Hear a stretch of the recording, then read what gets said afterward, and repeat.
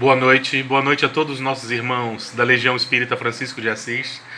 É com muita honra, com muita alegria, com muita felicidade que nós temos a oportunidade de mais esse encontro, de mais essa quarta-feira, de estarmos juntos. Por mais que não estejamos juntos fisicamente, estamos todos nós irmanados nesses instantes pelo propósito que nós destinamos.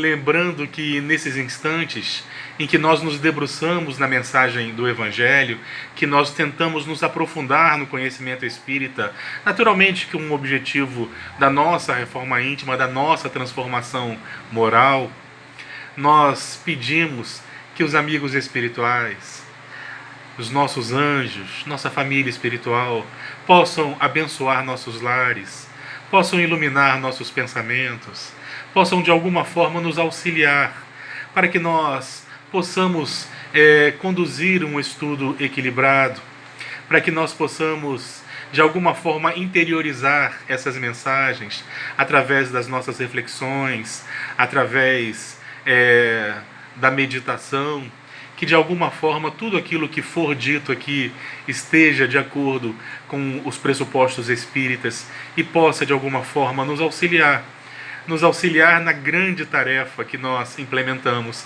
que é a tarefa da nossa reforma íntima, para que nós possamos ser melhores, para que nós possamos vencermos no mundo.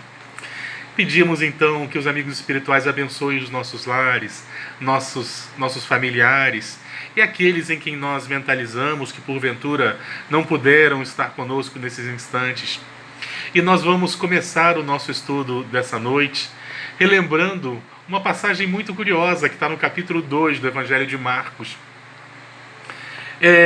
Segundo Marcos, Jesus teria se aproximado de uma coletoria de impostos, onde ficavam lá os publicanos, onde trabalhavam publicanos.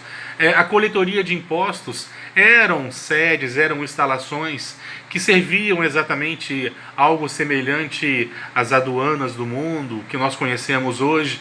Era exatamente para que as pessoas pagassem pedágio, para que as pessoas pagassem os impostos pelo uso das estradas.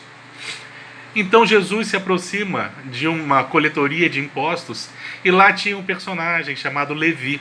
Curiosamente, Jesus se aproxima desse personagem e de forma extremamente simples, que até nos surpreende, ele faz um convite para que aquele homem pudesse segui-lo nas pegadas do seu evangelho, da Boa Nova.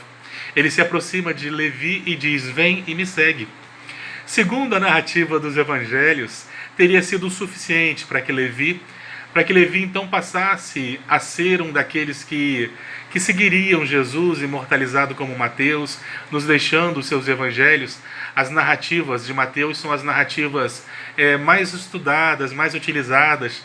Então, aquele simples convite, aquele simples estender de mão, vem e me segue, teria sido suficiente. Nós compreendemos que para alguns personagens que já apresentam alguma maturidade, é o suficiente para que o indivíduo tenha coragem verdadeiramente de mudar completamente sua vida. É talvez a transformação mais rápida que nós encontramos nos evangelhos. Jesus simplesmente se aproxima da coletoria de impostos, vai até Levi e teria feito o convite da seguinte forma: vem e me segue. E ele foi. É curioso, né? Mas vamos seguindo na narrativa do capítulo 2 do Evangelho de Marcos. Naquele mesmo dia, então, na casa de Levi, na casa de Mateus, Jesus estaria se reunindo lá com outros publicanos. Quando de repente se aproximavam, viram Jesus sentado à mesa com publicanos e ditos pecadores, de repente se aproximam fariseus e escribas. Para que a gente possa entender melhor quem são esses personagens, eu faço aqui um pequeno parênteses. Os escribas eram, como o próprio nome já sugere, pessoas que dominavam as letras, eram copistas do Torá, do Pentateuco, eram pessoas que dominavam verdadeiramente o conhecimento judaico, o conhecimento das leis de Moisés, o conhecimento do Torá. E os fariseus Os fariseus eram personagens um tanto quanto controversos. A seita do farisaísmo ela teria surgido cerca de 2 séculos antes do nascimento de Jesus. E os fariseus, eles se consideravam especiais. Segundo, eles se consideravam defensores da lei. Em outras palavras, aquilo que nós consideramos como fiscais da religiosidade alheia. Porque eles eram muito rigorosos em exigir o cumprimento da lei, entretanto, eles não eram rigorosos com eles mesmos.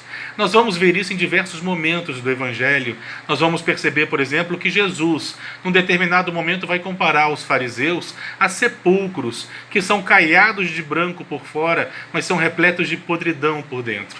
Afirmava Jesus que os fariseus eles gostavam de atar uma pedra de mó no pescoço das pessoas. Para quem não sabe, pedra de mó eram grandes pedras que eram usadas, puxadas por um asno para moer os grãos, e era necessário que aquilo fosse realmente muito pesado, para que se pudesse moer os grãos eficientemente. Então, segundo Jesus, os fariseus gostavam de atar uma pedra de mó, uma pedra de moer grãos, no pescoço das pessoas, e essa mesma pedra eles não queriam carregar nem com dedo mínimo, ou seja, eles gostavam de cobrar a religiosidade dos outros, mas eles mesmos eram apenas aparência, porque eles não viviam aquilo que eles pregavam, eram esses os fariseus. Os fariseus se julgavam tão especiais, tão defensores da lei, que eles costumavam reclamar para si os primeiros assentos nas sinagogas. Achavam que eram especiais a ponto de serem merecedores de um tratamento especial e de locais especiais nas sinagogas. Gostavam exatamente de ficar fiscalizando a forma como os outros manifestavam a sua religiosidade. Em outras palavras, então, acho que a melhor definição é essa mesma. Os fariseus eram fiscais da religiosidade alheia. Em nível de curiosidade, os fariseus tinham um grande adversário, que eram os saduceus. E eles brigavam muito, exatamente porque os fariseus eles haviam também adotado as chamadas leis orais, ou tradições orais. Ou seja, aquilo que não estava escrito no Torá, mas eles também queriam impor como se fossem regras. E já por sua vez os saduceus admitiam apenas aquilo que estava escrito. Então era motivo de muita briga entre os fariseus e os saduceus. Bom, voltando agora ao Evangelho de Marcos, no capítulo 2, se aproximaram de Jesus, que estava sentado à mesa num banquete de uma festividade, estavam confraternizando ali publicanos, e segundo a narrativa dos evangelhos, publicanos e pecadores. Esses fariseus e escribas, quando se aproximam e veem Jesus confraternizando àquela mesa, eles então começam a tecer críticas. Como podia ser Jesus um Messias se ele sentava à mesa com pecadores, se ele sentava à mesa com publicanos? Eu ia esquecendo logo de falar naturalmente quem eram os publicanos. Os publicanos eles eram detestados pelos judeus, exatamente porque os publicanos eram cobradores de impostos. Mas não eram simplesmente cobradores de impostos, era um pouco pior. Eles eram cobradores de impostos a serviço dos romanos. Nós temos que lembrar que todos os judeus estavam sob domínio romano. Então, os publicanos eram um braço romano que se estendia sobre aquelas tribos, aquelas cidades, e eram todos eles, embora fossem judeus, eles estavam a serviço do Império Romano. Então, todos os publicanos eram detestados pelos judeus. E de repente Jesus estava sentado à mesa, uma mesa na casa de Mateus, na casa de Levi, sentado à mesa com diversos publicanos e pecadores, segundo a narrativa dos evangelhos, segundo a narrativa de Lucas.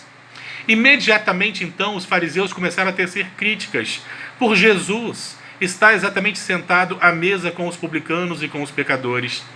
O que Jesus, então, percebendo o que estava acontecendo, ele teria dito algo mais ou menos assim: os sãos não necessitam do médico, mas sim os que estão doentes.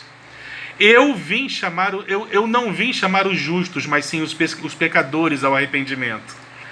Jesus dizia então para os fariseus que o médico, os sãos não procuram médico, os sãos não necessitam de médico. Ele veio exatamente para aqueles que apresentam dificuldades, para aqueles que apresentam, aqueles que se reconhecem como enfermos, aqueles que se reconhecem como pessoas que estão necessitando do auxílio médico. Os fariseus então ouviram Jesus dizendo aquilo. E antes de nós prosseguirmos um pouco mais na narrativa dos evangelhos, é necessário então que nós façamos uma meditação sobre o que Jesus havia dito aos fariseus. Segundo ele mesmo, Jesus não veio para os sãos, porque os sãos não necessitam do médico. Naturalmente, que ele estava se referindo a um médico das almas. Jesus não veio para os sãos ou para aqueles que se consideram sãos, porque completamente são ninguém o é. Todos nós apresentamos nossas dificuldades, todos nós apresentamos nossas imperfeições, e Jesus veio para nós naturalmente, mas é necessário que nós nos encontremos na condição de enfermos, em outras palavras. Então, é necessário que nós reconheçamos que nós precisamos, é necessário que nós reconheçamos as nossas dificuldades. É necessário, então, que nós sejamos capazes de perceber em nós a verdadeira necessidade de Jesus em nossas vidas. Em outras palavras, a mensagem de Jesus é para aqueles que reconhecem em si as suas enfermidades, reconhecem-se enfermos, aqueles que se julgam perfeitos, bons demais. Jesus não veio para esses, porque esses são impermeáveis à mensagem. Esses se assemelham a uma porta fechada. Existe um quadro, uma pintura, século XVII, se eu não me engano, em que um homem, em Paris, ele teria feito uma pintura de Jesus batendo numa porta. Imediatamente, onde existe o artista, onde existe o trabalhador, imediatamente aparece a figura do crítico. E um crítico de arte, vendo aquela pintura, ele começa a questionar, dizendo: existe um erro muito grave nessa pintura. Você pintou Jesus batendo numa porta, entretanto, essa porta não tem maçaneta. E uma porta que não tem maçaneta para abrir não serve para nada. Para que serve uma porta sem maçaneta? Não serve para nada. O que o pintor teria então esclarecido, que aquela é a porta do coração do homem. Ela tem maçaneta sim, mas fica só para o lado de dentro. Nós é quem temos que ter a tarefa de abrir nossos corações, para que a mensagem entre de alguma forma. Curiosamente, nós começamos a entender, nós vamos começar a perceber que é uma viagem que nós fazemos para dentro. É necessário nós mergulharmos para dentro de nós mesmos, para que nós possamos compreender as nossas enfermidades, para que nós possamos perceber a necessidade que temos dos médicos, das mudanças, dos medicamentos. A doutrina espírita nos faz verdadeiramente esse convite, para que nós possamos perceber em nós o que nós necessitamos, as nossas chagas, as nossas enfermidades que nós trazemos na alma ainda. Sabe por quê? Porque ninguém procura auxílio médico se não se encontra enfermo, a não ser que seja louco. Quem que vai a um hospital se está se sentindo bem? É necessário que nós percebamos a nossa enfermidade, que nós nos reconheçamos doentes, para que a gente busque o auxílio médico, a não ser um louco que vai ao hospital mesmo sem estar se sentindo mal, para dar um passeio, talvez um hipocondríaco. Mas a realidade é que é necessário que nós façamos um mergulho para dentro de nós mesmos, para que nós possamos perceber as nossas chagas, as nossas enfermidades, porque só assim nós aceitamos o convite da mudança, porque todos nós somos enfermos. Entretanto, existem aqueles que se reconhecem enfermos e sentaram ao lado de Jesus. Existem aqueles que não enxergam a sua enfermidade, que se consideram superiores, que escondem verdadeiramente as suas enfermidades. Lembrando as palavras de Jesus, são sepulcros caiados de branco por fora, mas repletos de podridão por dentro. E essa viagem para dentro de nós mesmos é um convite que a doutrina espírita nos faz. Está nos evangelhos. Curiosamente, existe uma palavra que define isso. Embora essa palavra seja uma palavra com algumas definições equivocadas, chama-se humildade. A humildade é a capacidade de algumas pessoas de reconhecerem as nossas limitações, as nossas dificuldades. Nós comumente usamos a palavra humildade de forma equivocada. Quando nós pegamos os dicionários mais antigos para tentar entender o significado e a origem da palavra humildade, a humildade ela significa exatamente a consciência das próprias limitações.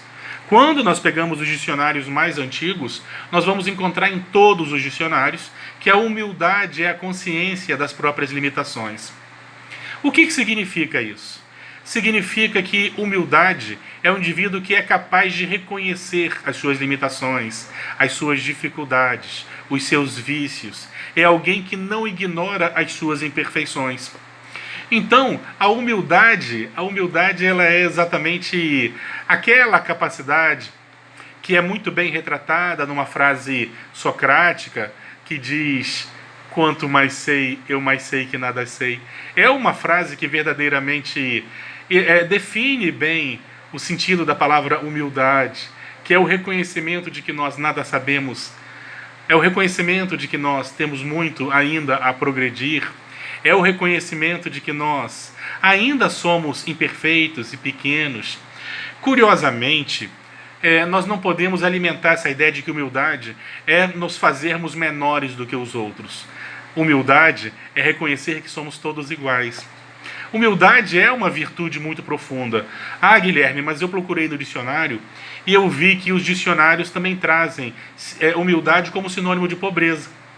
Uma pessoa que passa por nós, pobrezinha, nós costumamos falar que ela é humilde. Isso acontece porque os dicionários, eles se atualizam, eles são dinâmicos, eles não são estáticos. E quando uma determinada palavra passa a ter novos conceitos, imediatamente incorpora-se aos dicionários, porque a língua portuguesa ela é dinâmica. Mas a origem da humildade é verdadeiramente a capacidade do indivíduo de reconhecer as suas dificuldades, as suas limitações. E eu vou mostrar por que pobreza não pode ser sinônimo de humildade. Porque eu conheço pessoas que são muito pobres e não são humildes, são extremamente arrogantes. Também conheço o contrário. Conheço pessoas que são muito ricas e são extremamente humildes no relacionamento com outras pessoas, na forma como tocam suas vidas. Então, humildade é uma virtude, talvez a virtude mais importante para nós, porque quando nós reconhecemos as nossas limitações, as nossas imperfeições, nós nos candidatamos a mudar. Ninguém vai querer mudar se não se reconhece em erro. Ninguém vai querer mudar se esconde os seus erros. E as pessoas costumam dizer coisas do tipo: eu não me arrependo.